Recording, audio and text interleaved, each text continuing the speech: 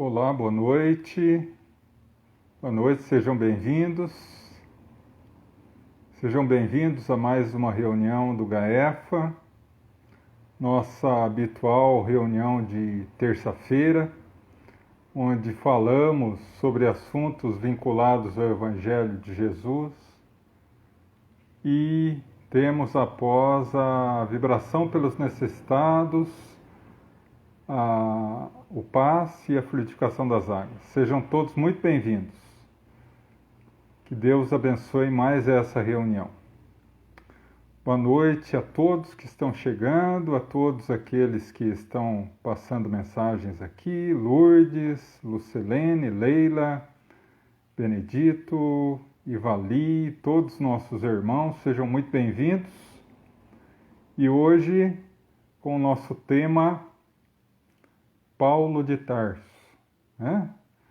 Lá no comecinho de dezembro nós havíamos falado, queríamos analisar a vida de pessoas que de alguma forma fizeram parte da vida de Jesus, que foram tocadas por Jesus, né? Falamos de Maria Santíssima, de José da Galileia, de João Evangelista, falamos sobre o Natal semana passada, e hoje, fechando a semana, fechando o mês e fechando o ano, né, que é a nossa última reunião do ano, vamos falar do convertido de Damasco, né, essa história fantástica que está aí no livro Paulo e Estevão.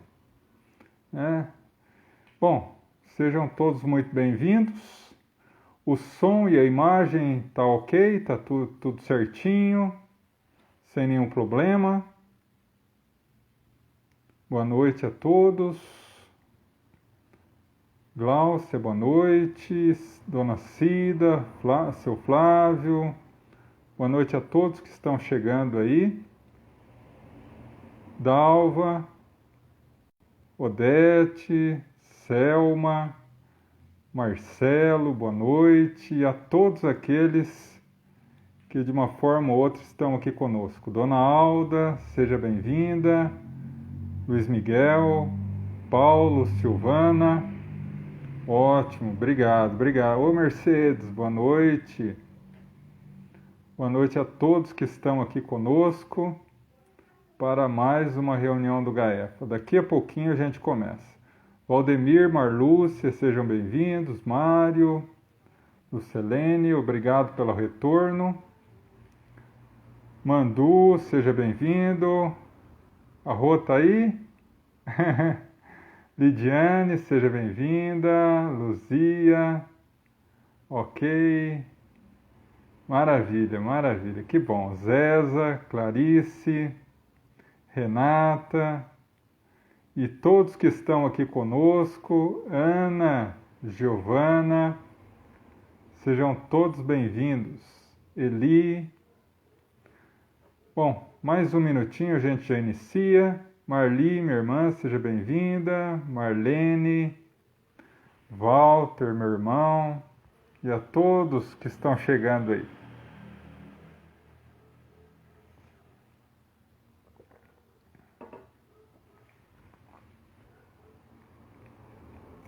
Boa noite, Ricardo.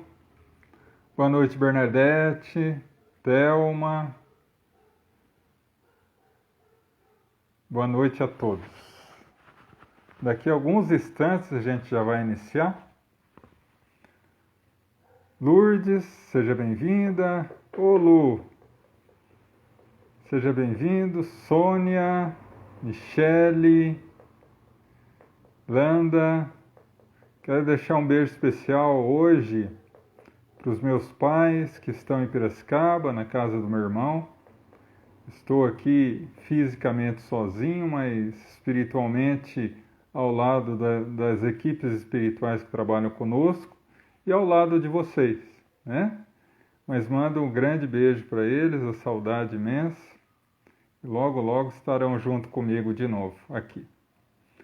Ana, seja bem-vinda. Janice, Conceição, todos muito bem-vindos. Então vamos iniciar a nossa reunião elevando o pensamento e coração a Deus, a nosso Mestre Jesus. Vamos entrar em sintonia com os nossos amigos espirituais, para que ao longo de toda a nossa reunião, eles nos possam conceder a paz, a harmonia, bênção, proteção, auxílio para as nossas necessidades íntimas e ao sairmos daqui desta live, possamos ser renovados e fortalecidos para continuar as nossas tarefas. Que assim seja, graças a Deus. Bom, como eu havia comentado, meus irmãos, hoje nós vamos falar de Paulo de Tarso. E quando nós optamos por falar desses vultos, e particularmente hoje Paulo de Tarso, eu não coloco essas explanações como uma homenagem, porque eu me considero, diante desses vultos, tão insignificante, que eu não teria condições de formar uma homenagem a eles. Até porque, como o próprio Emmanuel coloca no prefácio do livro Paulo e Estevão, que também não é o intuito do livro fazer uma homenagem. Como ele próprio diz, o convertido de Damasco não precisa das nossas mesquinhas homenagens. Mas é uma forma de, trazendo a história de Paulo, possamos nos sentir envolvidos nessa força de Paulo e poder, ao nosso turno, fazer também a nossa mudança. Porque talvez Paulo seja, ao meu modesto ponto de vista, ao lado de Maria de Magdala, a maior transformação moral do Evangelho. Porque ele saiu de uma condição de assassino para uma condição de divulgador do Evangelho. Graças a ele que nós estamos aqui hoje falando do Evangelho de Jesus. Mas isso a gente vai discutir um pouco mais adiante. Então hoje eu vou utilizar para essa nossa conversa do livro Paulo e Estevão e do livro Atos dos Apóstolos. Porque aqueles que não estão muito familiarizados com o livro Atos dos Apóstolos, é um livro escrito por Lucas, o evangelista, que narra, como o próprio nome diz, as atitudes e acontecimentos com os apóstolos após a morte de Jesus. Mas, o que pouca gente sabe, é que o livro Paulo e Estevão é um complemento do Atos dos Apóstolos. Ele vem complementar as informações que não foram colocadas ali. Então, nós vamos perceber ao longo do nosso bate-papo que muitas questões que estão superficialmente analisadas em Atos dos Apóstolos, a gente encontra de forma muito mais profunda no livro Paulo e Estevão.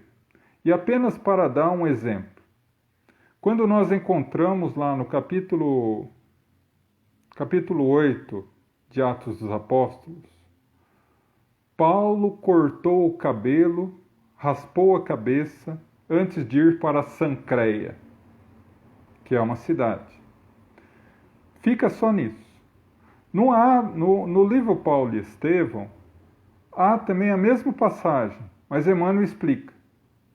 Antes de ir para Sancreia, se recordando de sua noiva espiritual Abigail, cortou a cabeça, raspou a cabeça, como era de costume a todos aqueles que haviam perdido um amor por falecimento. Então ele explica. Então, mais uma vez, eu recomendo esse livro como, ao meu modesto ponto de vista, o maior de todos os romances mediúnicos que já existiram, né? Mas enfim. Segundo essa nossa base de pesquisa, Paulo nasceu Saulo. E como nós já havíamos comentado em outras ocasiões, o sobrenome da pessoa acompanhava o nome da cidade. Jesus de Nazaré, Maria de Nazaré, Judas da cidade de Queriós, José da cidade de Arimateia, José da Galileia e etc. Então Paulo era da cidade de Tarso. E ali ele, filho de uma família muito rica, né? Ele teve desde a primeira infância toda a melhor educação possível. E teve também, como era hábito das famílias ricas dos hebreus, o seu pai adquiriu um título de cidadania romana, que era representada por um anel. Então, todos aqueles que tinham esse anel da família tinham todos os direitos de um verdadeiro cidadão romano. E Saulo também. Foi entregue aos cuidados da educação a Gamaliel, que era, à época de Jesus, um dos mais profundos conhecedores da lei mosaica da época. E até hoje, Gamaliel, entre o povo hebreu e entre o judaísmo, é considerado um dos maiores inteligências do judaísmo, até hoje. E foi com ele, com Gamaliel, que ele adquiriu todo o conhecimento que forjou aquilo que faria dele um dia o convertido. Na juventude, ele se habituou a estudar não só as divinas escrituras, que hoje conhecemos como Antigo Testamento, mas ele era uma pessoa muito literata, lia muito, conhecia vários idiomas, né? Saulo falava o aramaico, que era a língua oficial do povo hebreu, o hebraico, que era a língua utilizada nas sinagogas e no templo, né?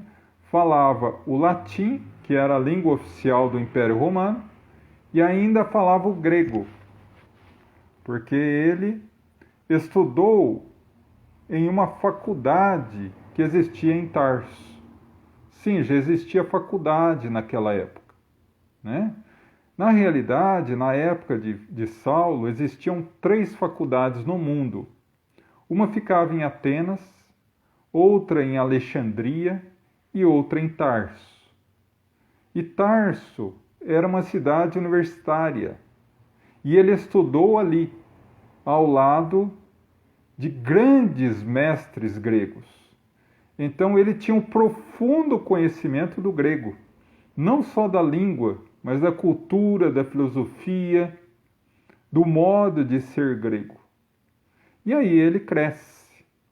Tanto é que no início do capítulo 4 do livro Paulo e Estevão, Emmanuel introduz Saulo da seguinte maneira: ele faz uma descrição de Saulo, dizendo: o jovem Saulo aparentava toda a vivacidade de um homem solteiro, bordejando seus 30 anos.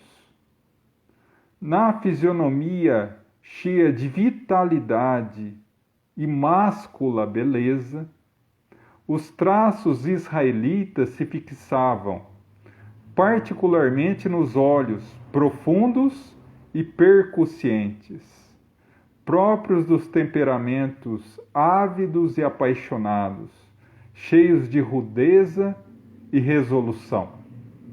trajava a túnica do patriciato e falava de preferência o grego, o qual se afeiçoara na cidade natal, ao lado de mestres bem amados, trabalhados pelas escolas de Alexandria e Atenas.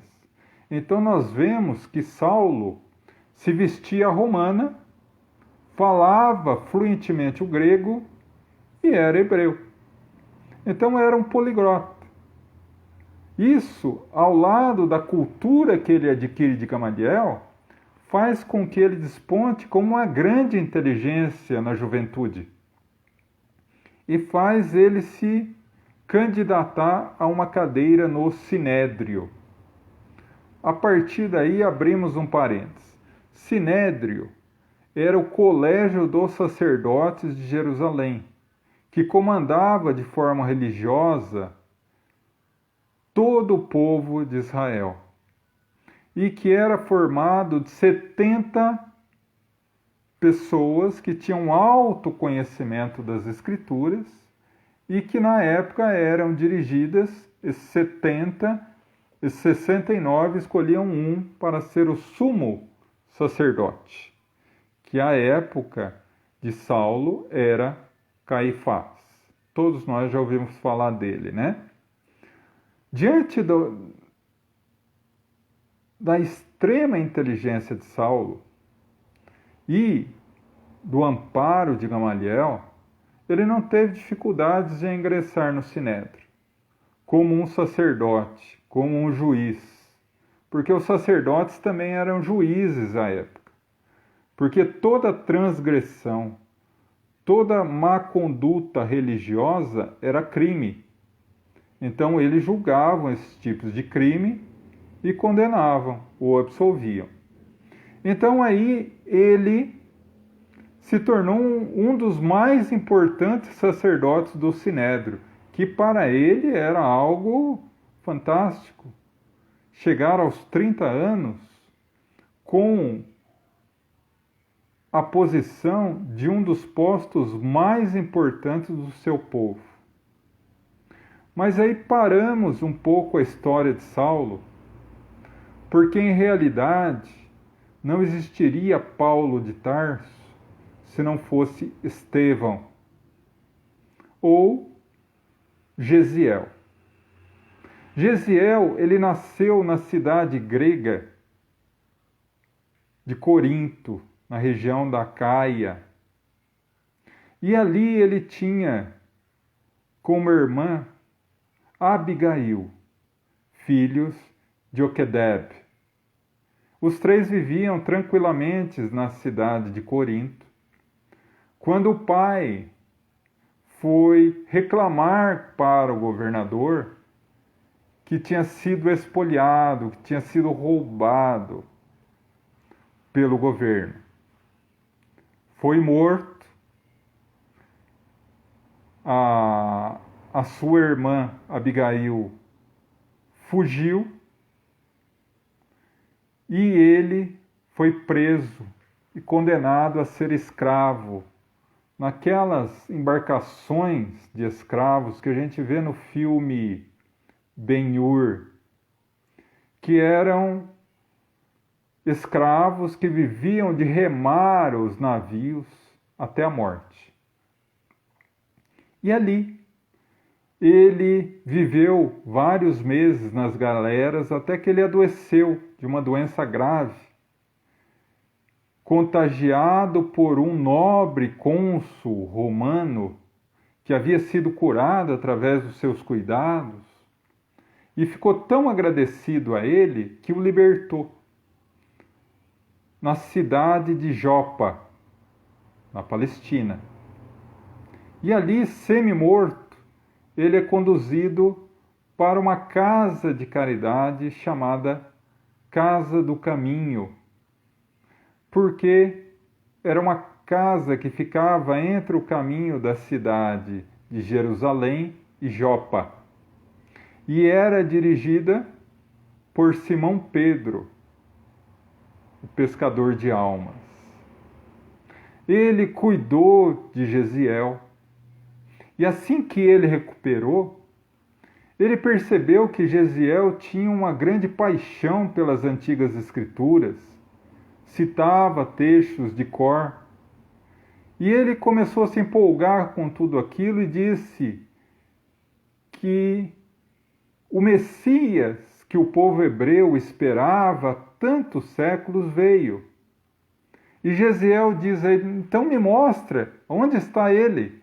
Aí ele explicou que ele havia morrido, sido crucificado, mas que traria a ele os novos textos. Se tratava do Evangelho de Mateus. E Gesiel devorou aqueles livros e se converteu ao cristianismo, como era hábito à época.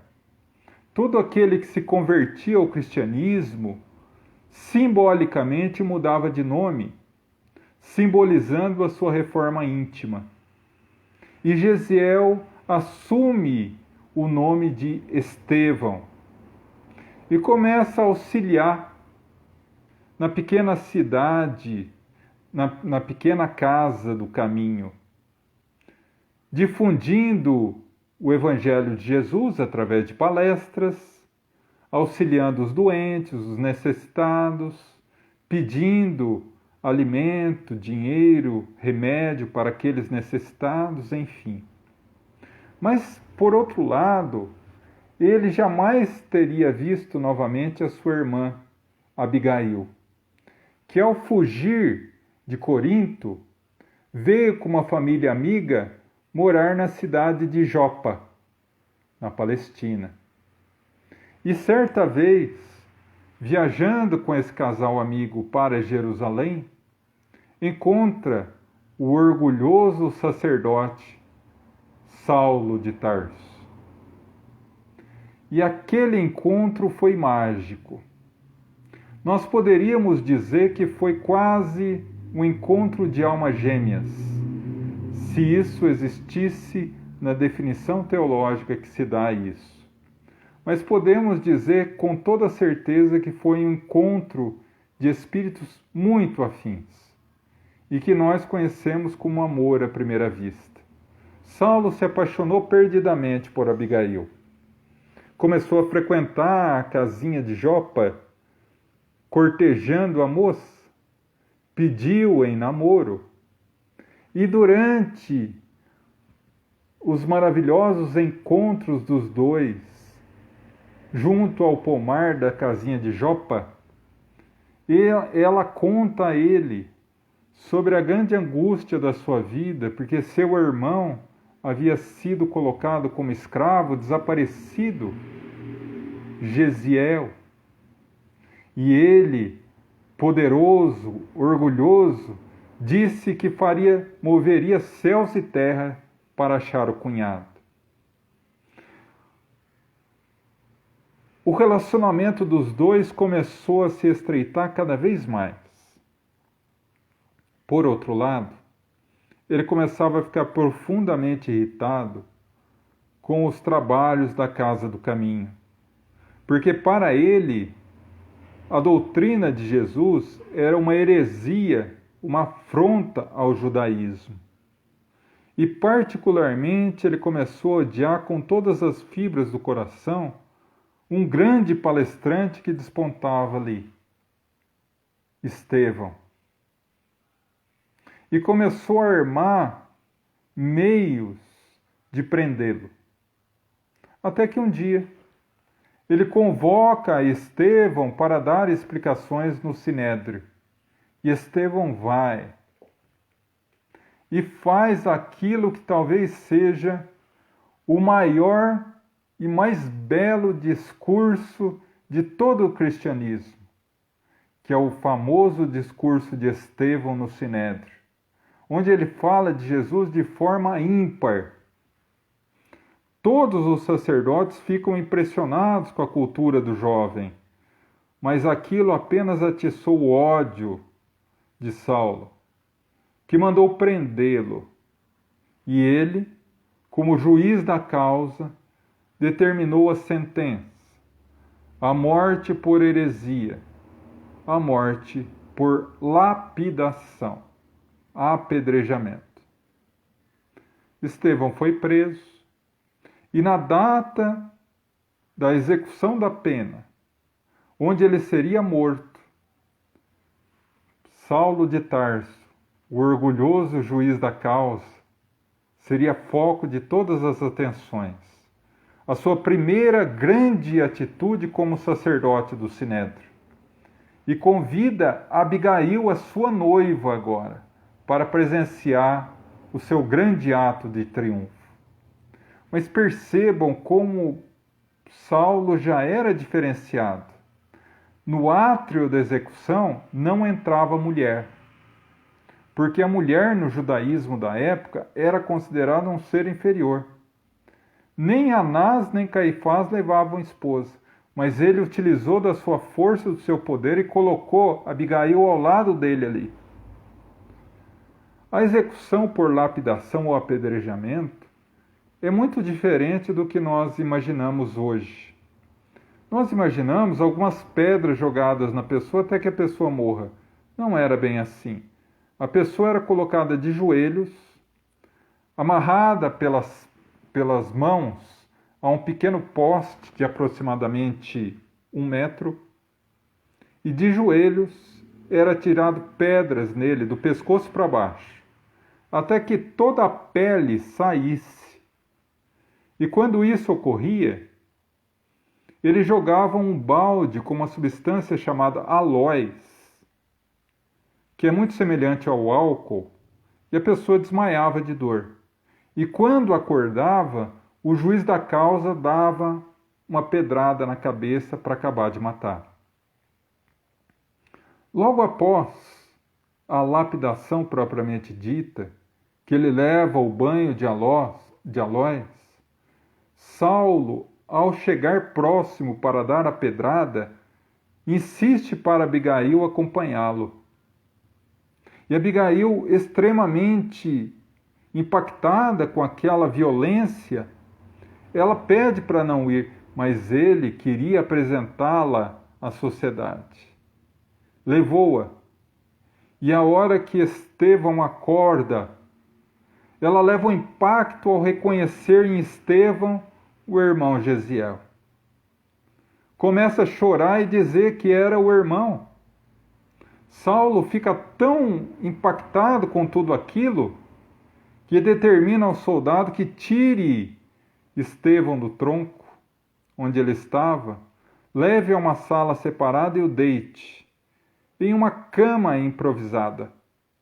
E ali os três conversam, para que nós possamos imaginar o grau de evolução espiritual de Estevão. Saulo não apenas prendeu, condenou e executou Estevão.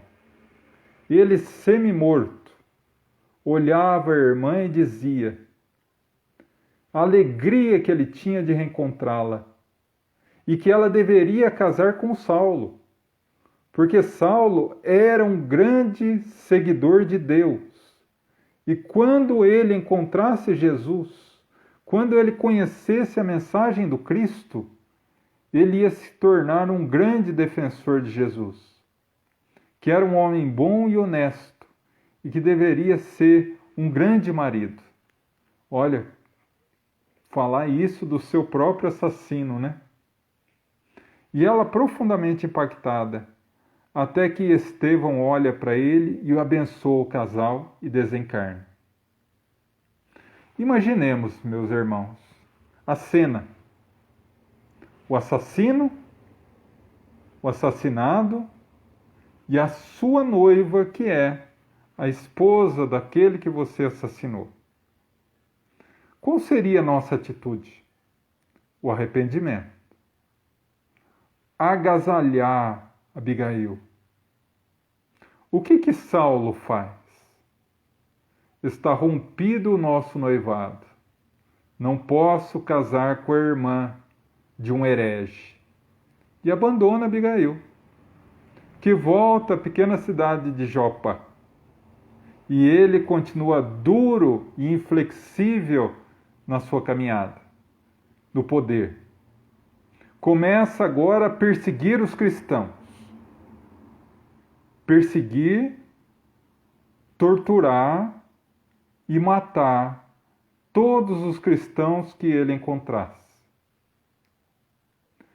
Tal foi a perseguição de Saulo de Tarso, que muitos cristãos que moravam na Palestina e em Jerusalém fugiram do país e fixaram residência em vários países em volta do mar Mediterrâneo.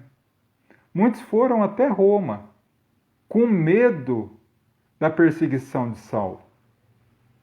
Mas o amor é superior ao ódio.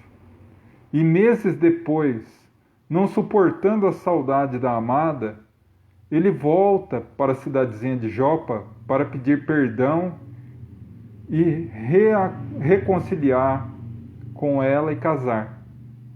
Mas encontra extremamente doente. Ela fala com ele que agora também era cristã, que por ali passou um homem idoso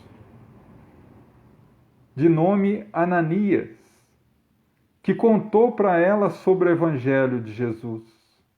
E ela se converteu ao cristianismo, que amava o Cristo e que o amava também, e morre nos seus braços. A partir daí, Saulo tem um ódio extremo de Jesus. O ódio que ele tinha de Jesus era grande. Mas ele começou a contabilizar a culpa da morte da amada aos seguidores do Nazareno, e particularmente a Ananias, que a converteu. E a partir daí começou uma perseguição em toda a Palestina para achar Ananias, arrastá-lo para o Sinédrio e matá-lo. Até que ele descobre que Ananias estava na cidade de Damasco. Forma um grupo de soldados e segue rumo a Damasco. Quando ele estava próximo, talvez uns 100 metros das portas da cidade, era praticamente meio-dia, quando ele vê no céu um segundo sol, uma luz intensa, e ele se desequilibra e cai do cavalo. Essa luz intensa fala com ele: Saulo, Saulo, por que me persegues? E ele, atônito ainda com tudo aquilo, diz: Quem és tu? Sou Cristo Jesus, a quem tu persegues. Por que me persegues? E naqueles instantes, segundos, ele podia blasfemar, ele podia xingar, ele podia se enfurecer, mas naquele momento, ele finalmente percebeu que Jesus realmente era o Messias aguardado pelo seu povo. E muda completamente a postura. Já não era o servidor, já não era o servido, era o servidor. Já não era o orgulhoso, era o humilde. Já não era o grande, era o pequeno. Quando ele retorna a Jesus e diz: Senhor, que queres que eu faça? E a luz diz a ele: entra na cidade de Damasco e aguarda. Ele cegou-se. Os companheiros que estavam acompanhando, vendo a cena, fugiram. Porque enquanto estamos cavalgando o cavalo da glória, da fortuna, das facilidades, amigos são abundantes, mas nas dificuldades que vemos quem realmente é nosso amigo. E sozinho, às apalpadelas, entra na cidade, consegue uma pequena hospedaria e ali fica, rememorando durante 3 dias e 2 noites o acontecido nas portas de Damasco. Até que no terceira noite, bate à porta alguém. Entra. Ele não enxerga. Quem és? Eu vim amando de Jesus para abrir-lhe os olhos a uma nova vida. Qual é teu nome, amigo? Ananias. Sim, meus irmãos, o mesmo que ele estava perseguindo. E aí vamos abrir um parênteses. Como é poderosa a fé em Jesus.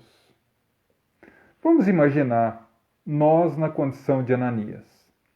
Eu estou fugindo de Saulo, ele quer me matar. Me escondo na cidade de Damasco. Jesus me aparece e diz: Ananias, eu tenho uma missão para ti. Pois não, Senhor. Eu quero que tu vá até Saulo, abra os seus olhos e converta.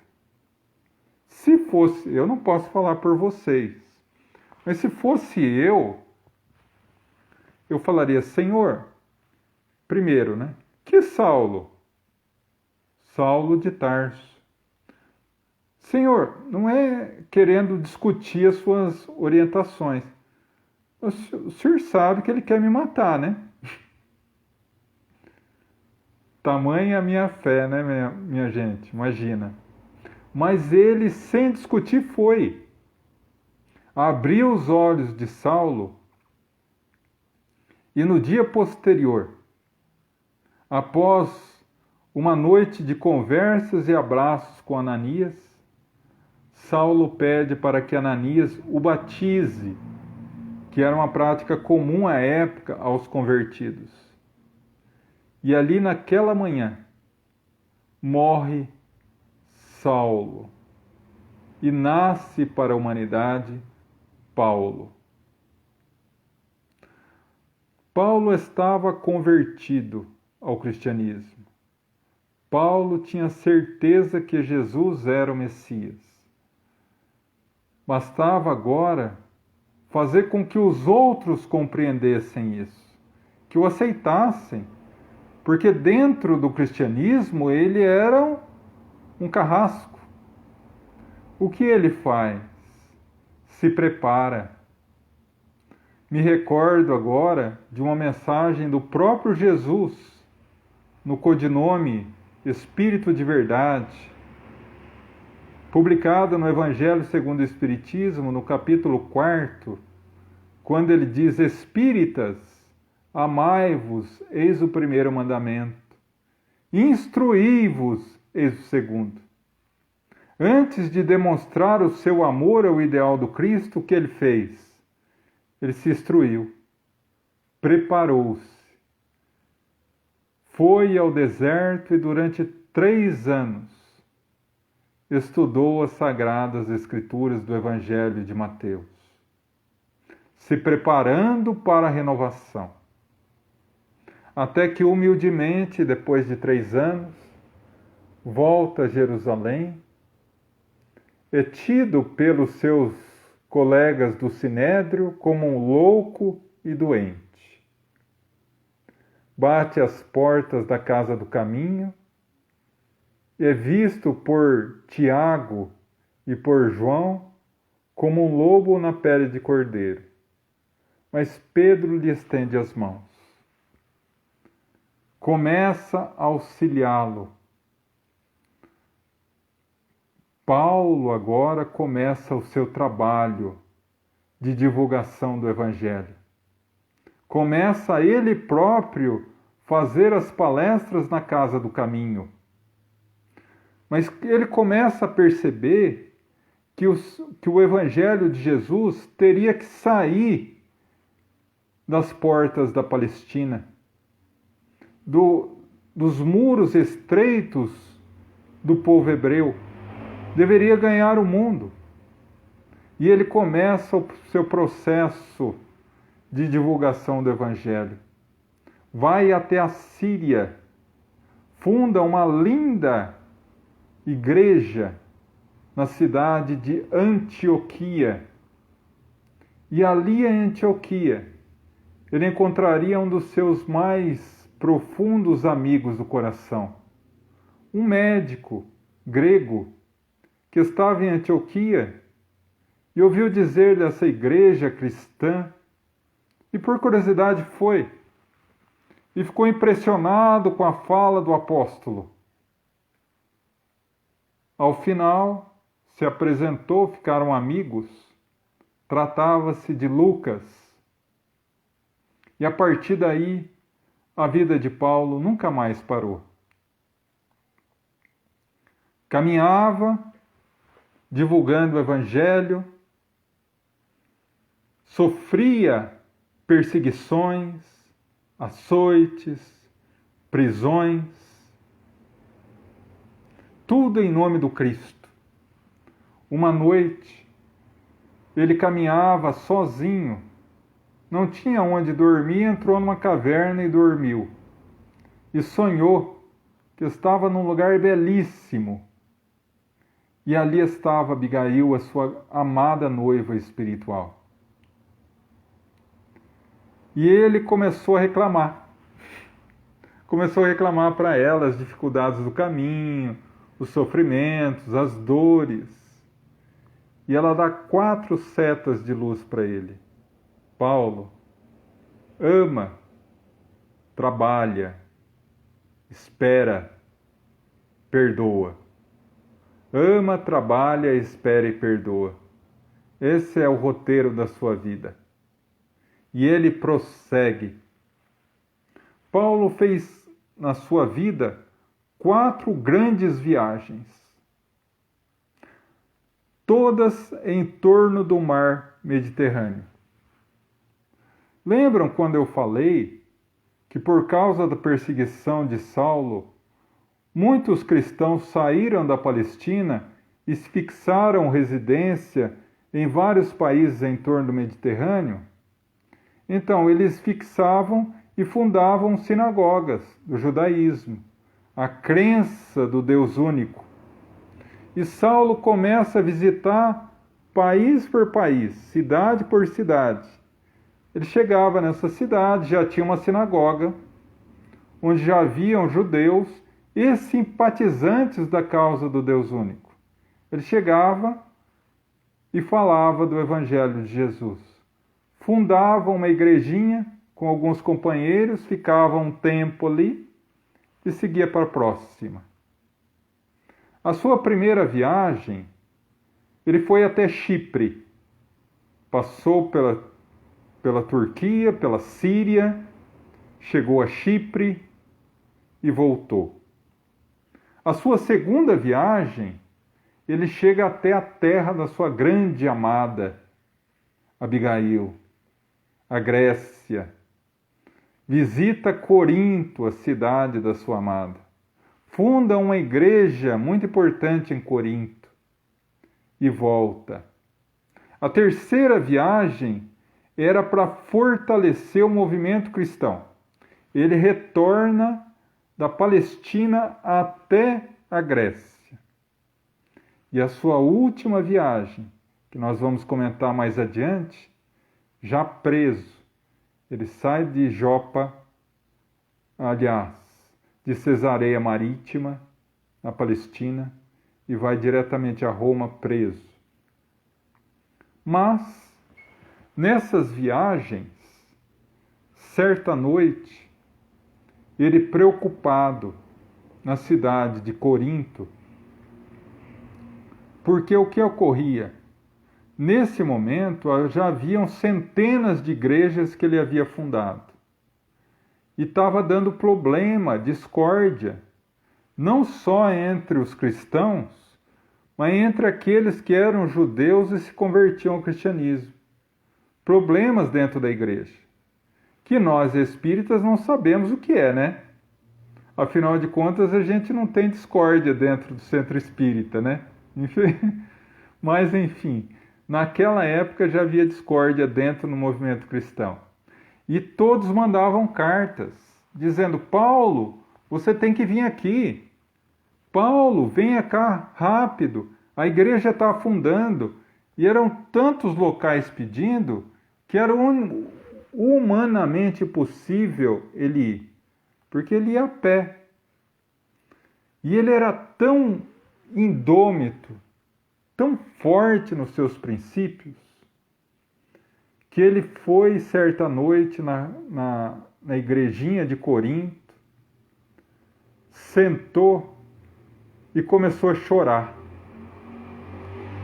Chorar de fraqueza, porque ele via que ele não estava dando conta da missão que Jesus havia dado a ele. E essa parte no livro é linda.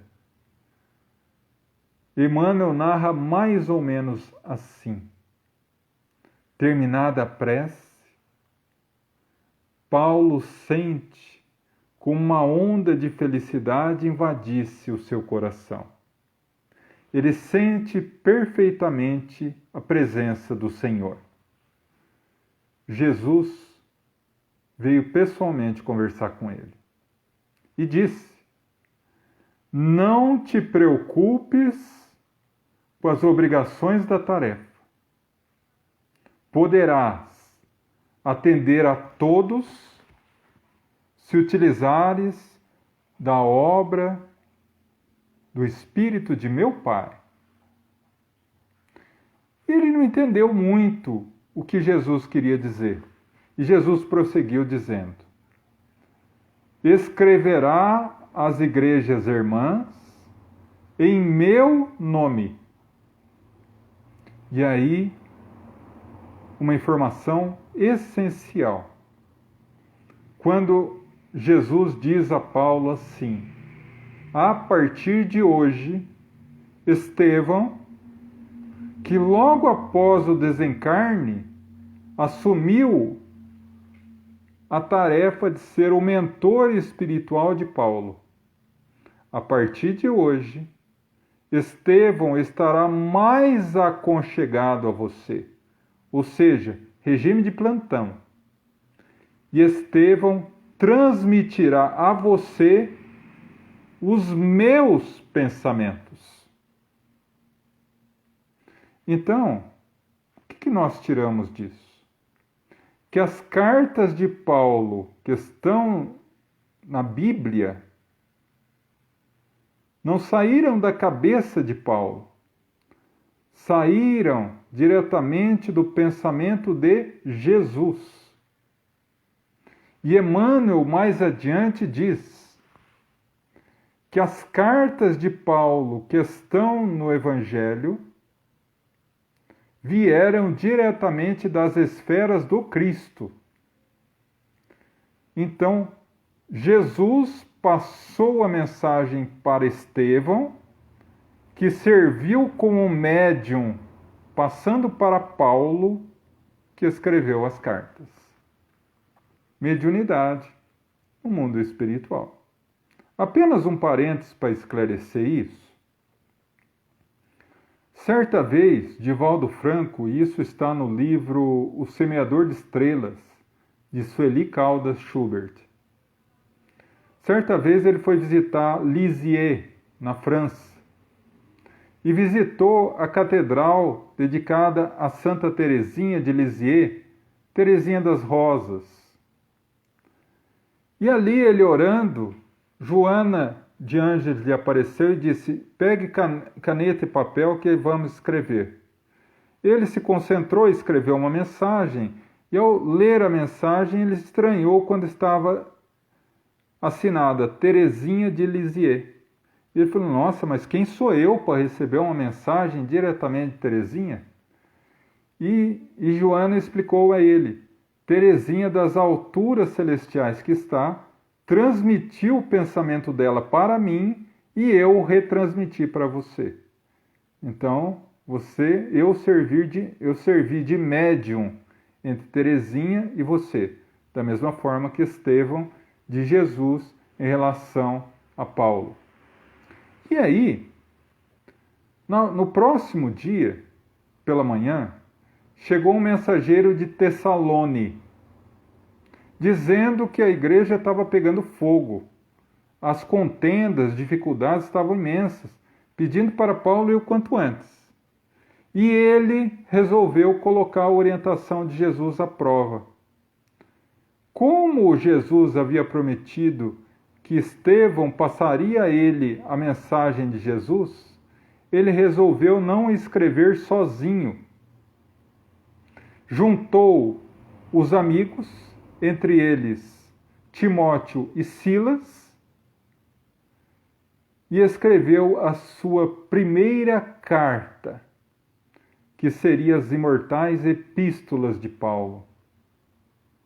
Porque ele imaginou, se me faltar vibração suficiente ou sintonia, eu posso encontrar a sintonia entre um dos irmãos.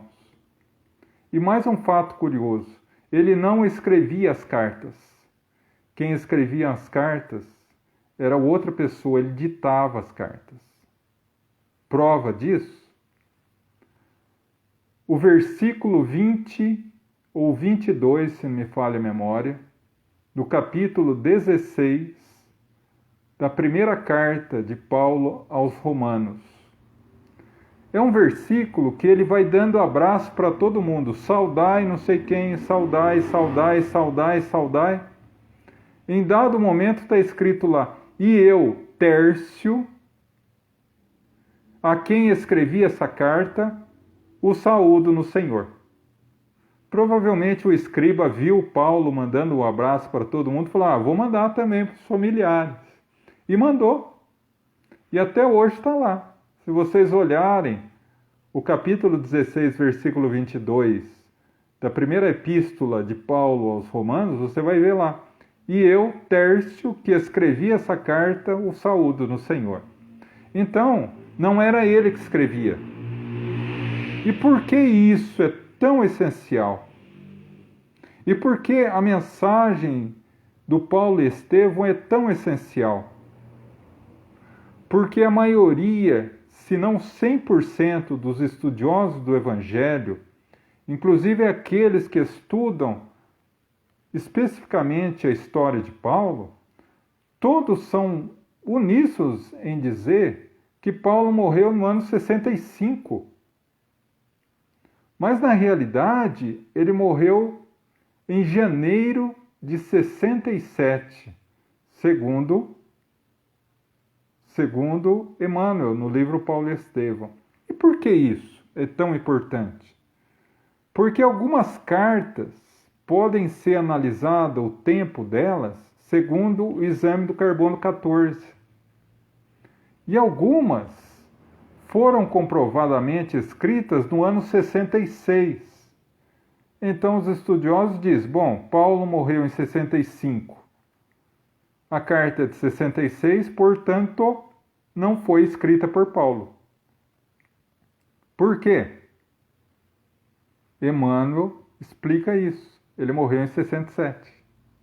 Então as cartas que estão na Bíblia, todas foram ditadas por Paulo, mas uma em especial, que todos os autores estudiosos do Evangelho dizem também não ser de Paulo com certeza, é a carta aos Hebreus.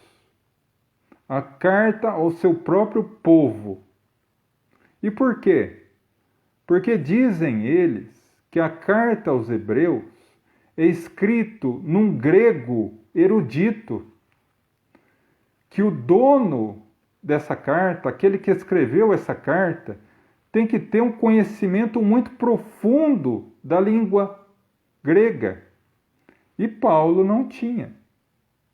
Se recorda lá no começo da nossa conversa, quando eu disse que Paulo estudou em uma faculdade em Tarso com professores gregos, e ele tinha grande conhecimento da cultura, da língua e da sociedade grega? Pois bem, a história da carta aos Hebreus é algo tocante. Em 66, Paulo estava preso em Roma, aguardando o julgamento de Nero, uma prisão domiciliar. De madrugada ele ia para as catacumbas fazer palestra aos cristãos de Roma. E aquela noite em especial ele falaria para o seu próprio povo, os hebreus. E aconteceu naquela noite algo que é o pesadelo de todo palestrante. No momento que ele começou a falar, o pessoal começou a fazer conversa paralela, um começou a levantar e sair. Mas Paulo era de um temperamento extremamente forte, firme.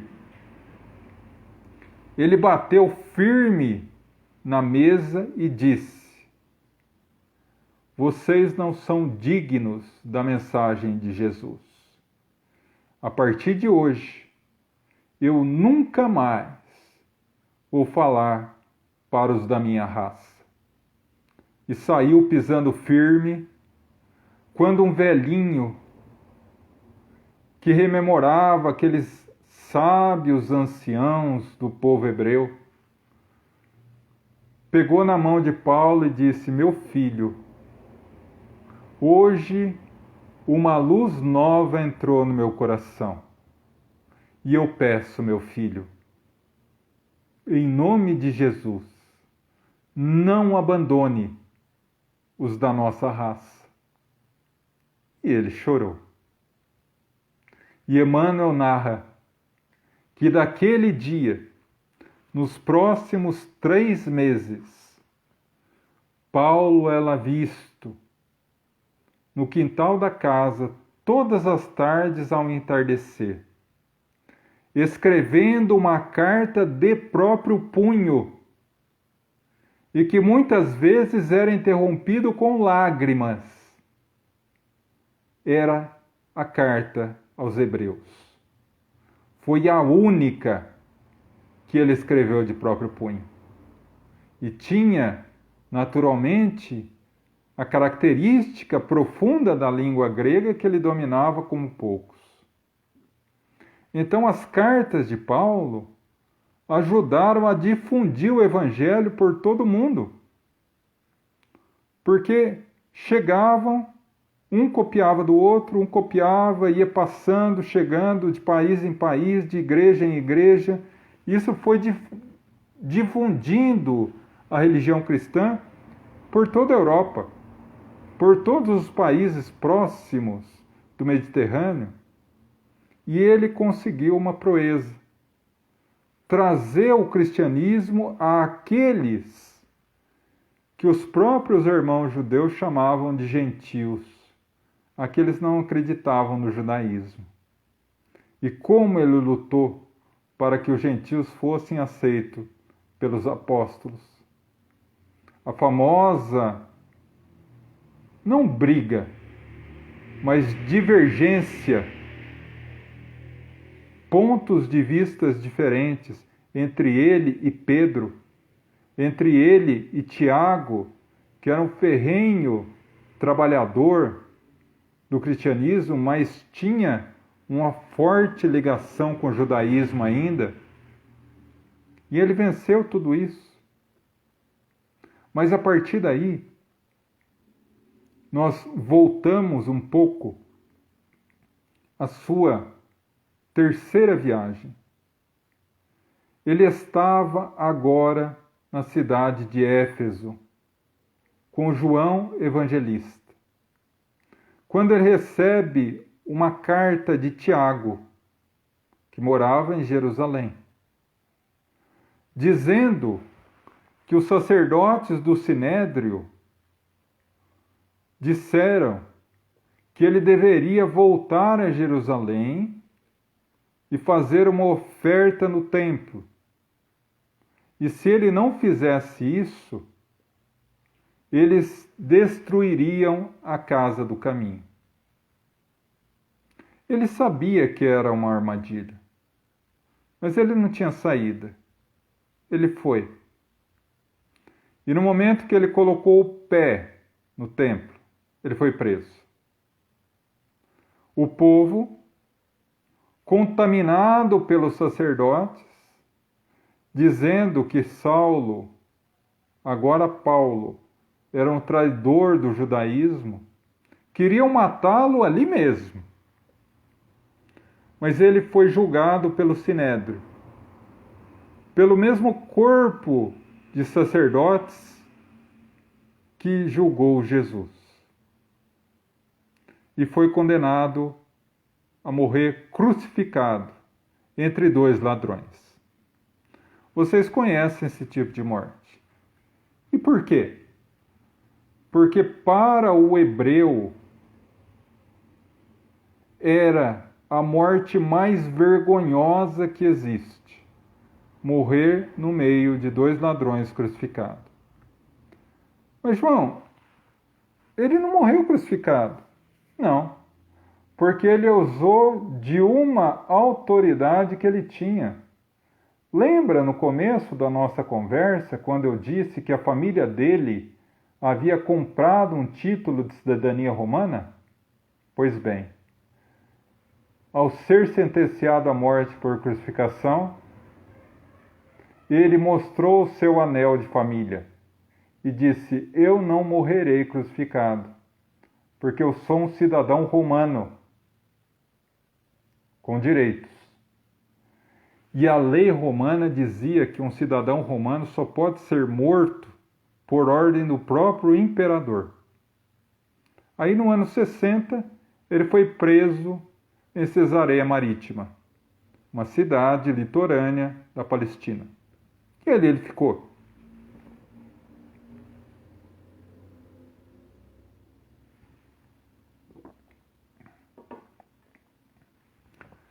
No mesmo ano 60, Lucas foi visitá-lo, o evangelista. E aí Emmanuel arremata uma história que ele estava alinhavando durante todo o livro. Uma conversa de Paulo com Lucas, que Paulo diz a Lucas assim: durante 30 anos eu colhi informações sobre Jesus. Conversei com Maria de Nazaré, conversei com Maria de Magdala, conversei com Pedro, conversei com muitos discípulos, porque eu pretendia escrever um evangelho. Mas eu sei que desse cárcere, dessa prisão, eu não sairei vivo. Então, aqui está o meu material, escreve você. Disse isso para Lucas. E Lucas pega esse material, escreve o evangelho, que hoje nós conhecemos como Evangelho de Lucas, e leva para Paulo analisar. E Paulo diz: ótimo, ficou perfeito. Agora seria interessante que você escrevesse algo sobre o movimento dos apóstolos. E Emmanuel diz que Lucas começou a escrever Atos dos Apóstolos no ano 61. Então, uma notícia interessante, né? Era para que o evangelho que nós conhecemos como de Lucas fosse de Paulo. Ele só não escreveu porque não teve tempo, né? Mas em 62, ele é convocado por Nero a ser julgado.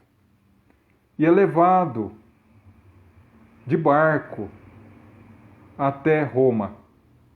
E aí uma cena lindíssima do livro, porque ele, o comandante, o capitão do barco, era simpatizante do cristianismo e grande admirador de Paulo. E ele vai passando pelas praias, pelas cidades litorâneas, e os cristãos vão saindo à beira-mar, dando adeus a ele.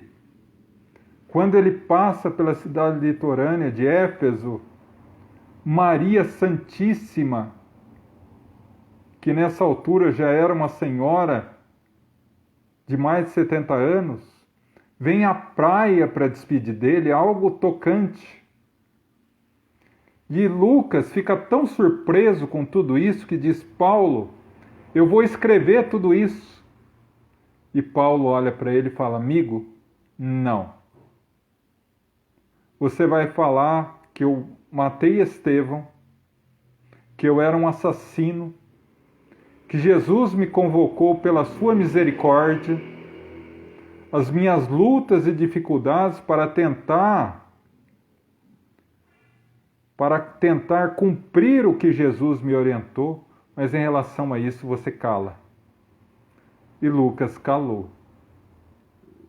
O navio naufraga. E depois de muita dificuldade, ele chega a Roma e é preso. Fica, como disse, em uma prisão domiciliar. E mesmo assim, ele consegue simpatia da então irmã do imperador, que lhe permite uma certa liberdade.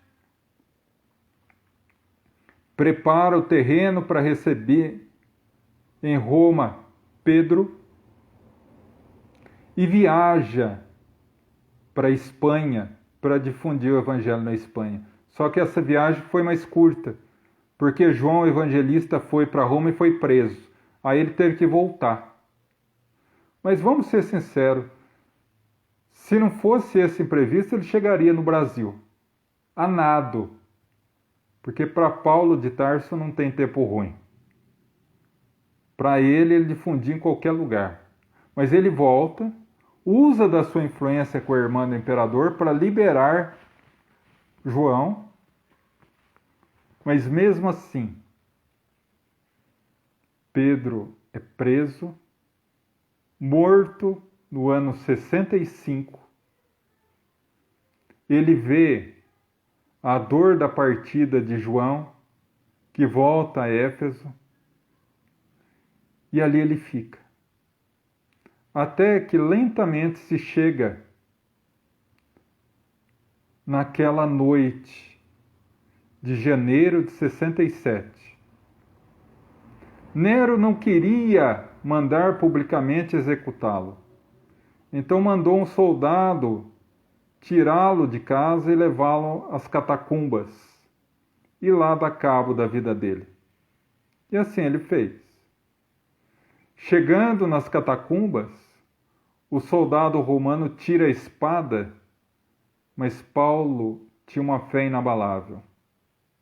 Olha firmemente para o soldado e diz: apressa-te em cumprir a ordem do teu imperador, porque daqui a alguns instantes eu estarei livre com o meu mestre, e tu voltarás aprisionado para o seu. Tal era a força moral de Paulo que as mãos do soldado começaram a tremer. E ele, que era para decapitar a cabeça, cortou pela metade e o corpo caiu. Narra Emmanuel que ao sair do corpo, Paulo se viu cego novamente. Mas ele pensou que mesmo cego deve seguir o Cristo. Até que mãos suaves tocam os seus olhos. E ao abrir os olhos, ele vê pela primeira vez em muitos anos, em muitas décadas, o sorriso amável do querido Ananias. Seja bem-vindo à vida, meu irmão. E ao lado dele, dezenas, centenas de irmãos cristãos, companheiros dele, que estiveram ao seu lado. Mas ele sentiu a falta de alguém. Do amado Estevão, da sua amada noiva Abigail e do Cristo Jesus. Até que ele se volta, 3 luzes descem do céu e tocam ao chão. E ao tocar ao chão se humanizam. Do lado esquerdo, Estevão. Do lado direito, Abigail. E no centro, Jesus.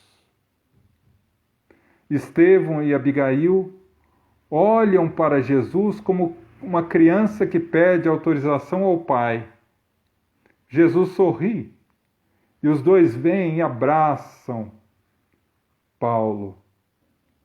Até que Jesus se aproxima dele, o abraça firmemente e diz: Paulo, Paulo, seja bem-vindo na vida. Ascendeste ao céu de meu Pai, porque é da vontade de meu Pai que o carrasco e a vítima Deem as mãos e vivam felizes no meu reino.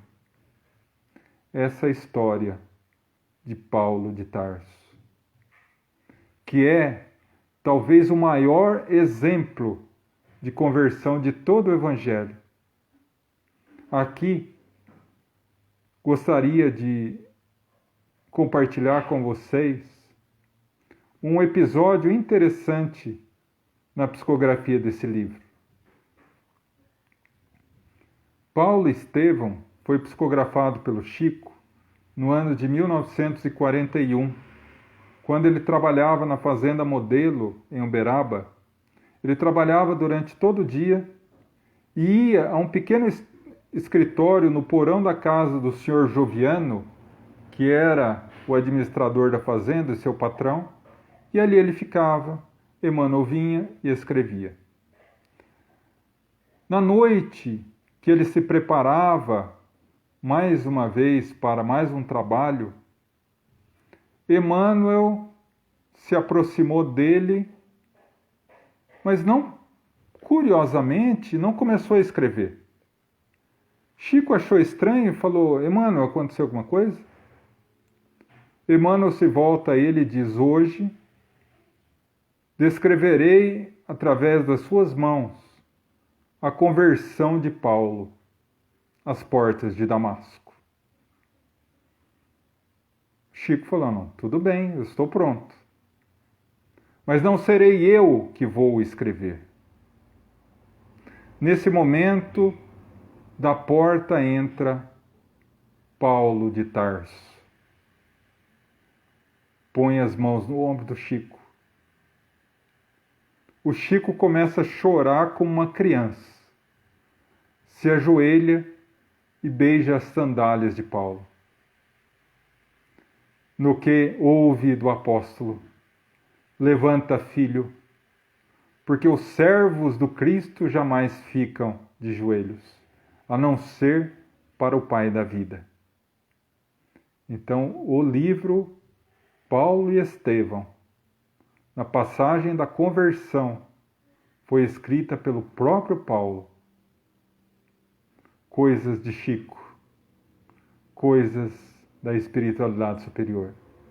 E que Paulo, em sua luz infinita hoje, possa abençoar e iluminar a todos nós que ainda fraquejamos na nossa estrada de Damasco, que possamos ter forças de, como ele um dia dizer: Senhor, que queres que eu faça?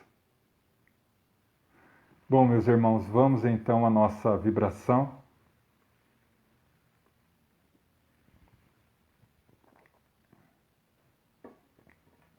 E logo após a vibração do passe e da fluidificação das águas. Bom, eu convido a todos a elevar o pensamento a Deus e abrir os braços da alma para receber nosso Mestre Jesus.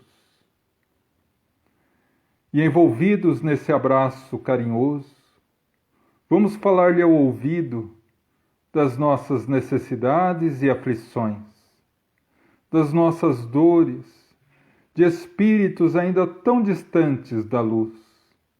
E vós, o divino amigo, haverá de nos amparar, uma vez que nos disse: vinde a mim todos vós que estáis cansados e fadigados, e eu vos aliviarei. Rogamos, Mestre, pelos nossos familiares, presentes, ausentes, próximos, distantes, onde quer que se encontrem, possam receber a visita amiga dos missionários do amor, levando o bálsamo da paz a todos eles.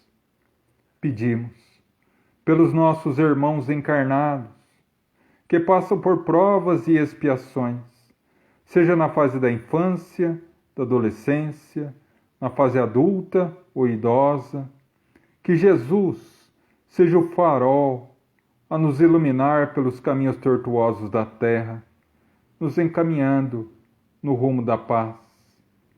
Rogamos pelos nossos irmãos que passam pela vida física aprisionados a um leito de hospital, a doenças tidas pela medicina humana como incuráveis, rogamos a cura, Senhor.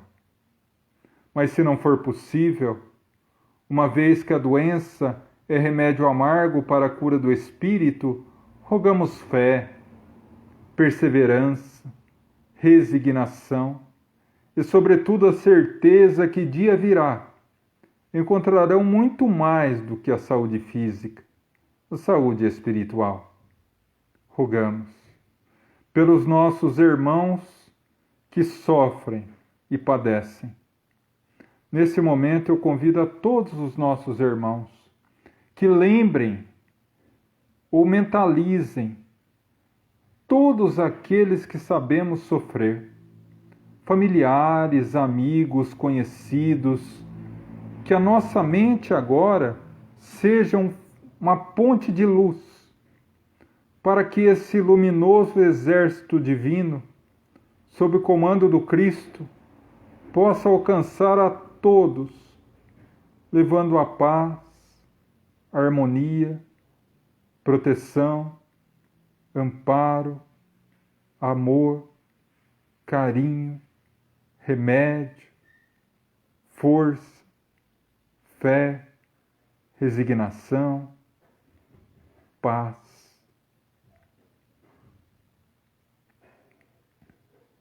Pedimos agora pelos nossos irmãos já desencarnados, aqueles nossos irmãos familiares que voltaram antes de nós para a verdadeira casa.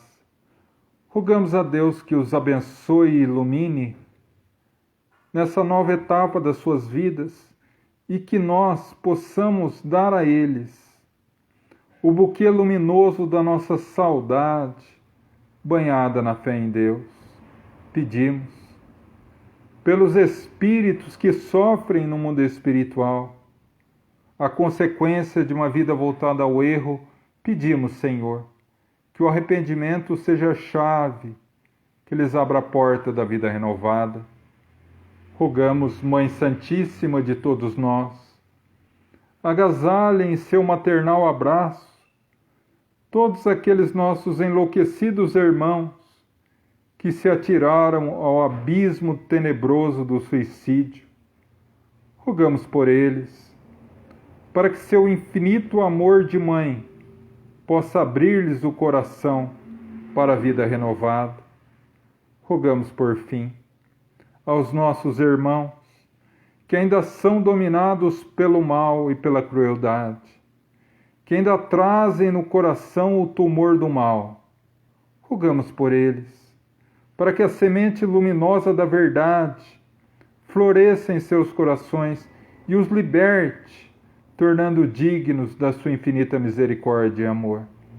E assim, agradecidos a Deus, o Pai da vida, a Jesus, o constante amigo, e a legião de espíritos amigos que nos abençoa, nosso profundo agradecimento e gratidão. Pai nosso, que estais nos céus, santificado seja o vosso nome.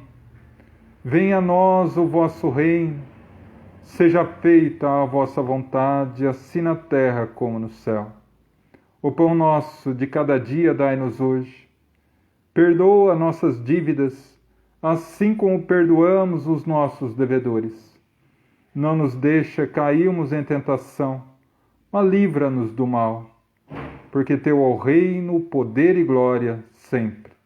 Que assim seja.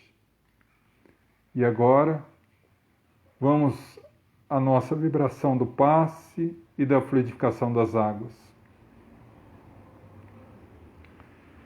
Vamos elevar o nosso pensamento e, pela força do pensamento, vamos ser transportados à cidade de Corinto, à humilde igrejinha de Corinto.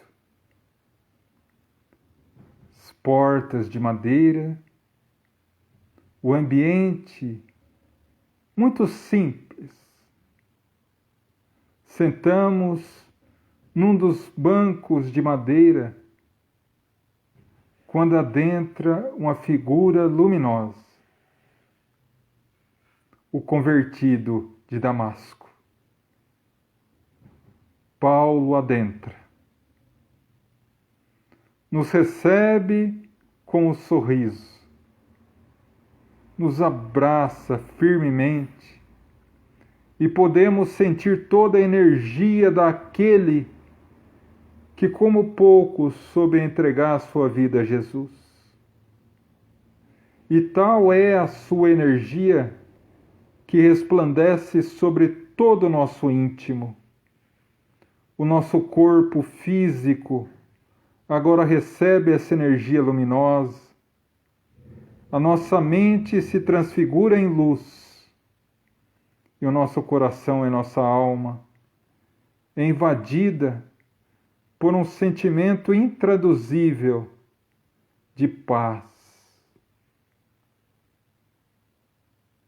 Sentimos agora toda a harmonia daquele que já encontrou Jesus. Sentimos invadir a nossa alma uma força estranha que nos revigora a fé e a perseverança no porvir. Até que o apóstolo dos gentios se volta a nós e diz: Filho, persevera, luta o bom combate, enquanto está travando as dificuldades e sofrimentos do mundo, porque só assim nós seremos dignos de adentrar a paz integral que Jesus nos oferece a todos. Segue em paz, filho, e tenha certeza que ninguém que trabalha firmemente no propósito do Cristo trabalha sozinho.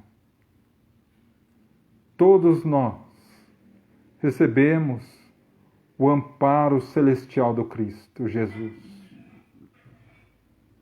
E assim, lentamente retornamos à nossa consciência normal, agora revigorados pelo passe luminoso. A nossa família, o nosso lar foram envolvidos em luz. A água já é um remédio luminoso. Nos resta agradecer. Agradecer aos nossos mentores espirituais. Agradecer a todos os trabalhadores do GAEFA que de forma tão amorosa permitiram mais essa reunião. A Francisco de Assis, o nosso patrono, a Mãe Santíssima de Nazaré, a Paulo de Tarso, que rememoramos a sua vida, que do alto da sua gloriosa condição de espírito puro, possa abençoar e fortalecer os nossos mais sinceros propósitos de renovação íntima. A Jesus, o nosso Mestre, agradecemos e rogamos a sua bênção. E a Deus, o nosso Pai, a quem humildemente entregamos aos pés mais essa reunião, mais esse ano que se finda, e que possa, no seu divino olhar, abençoar a humanidade inteira, nos auxiliando a vencer as dificuldades que trazemos ainda dentro do nosso próprio coração, para alcançarmos a felicidade e a paz. E assim, humildemente, agradecemos, Senhor, e rogamos a vossa bênção. Que assim seja, graças a Deus. Bom, meus irmãos, e assim encerramos mais uma reunião, a última reunião de terça-feira do ano de 2020. Essa reunião que dedicamos a Paulo de Tarso, esse incrível exemplo de que quando queremos, conseguimos. Do mais, meus irmãos, meu sincero agradecimento a todos vocês que fizeram ao meu lado essa reunião ser tão gloriosa. Essa energia incrível que vocês transmitem a mim e espero que vocês também tenham sentido. Meu profundo agradecimento e gratidão. Espero sinceramente que tenham tido um Natal abençoado, que possam ter um ano novo de muitas bênçãos, que possamos continuar juntos nessa caminhada de renovação para o Evangelho do Cristo e que possamos continuar unidos nas nossas reuniões, por enquanto online. Mas se Deus quiser, em breves momentos voltaremos às nossas atividades presenciais, sem jamais esquecer os irmãos que adquirimos online, pois a partir do momento que retornarmos, vocês têm o meu firme compromisso de que faremos as nossas reuniões públicas com transmissão ao vivo, né? E do mais, gostaria de dizer que quinta-feira, depois de amanhã, estaremos novamente unidos para agora uma reunião do Pinga Fogo, perguntas e respostas. Quinta-feira, 8 horas da noite. Convido todos que quiserem presenciar.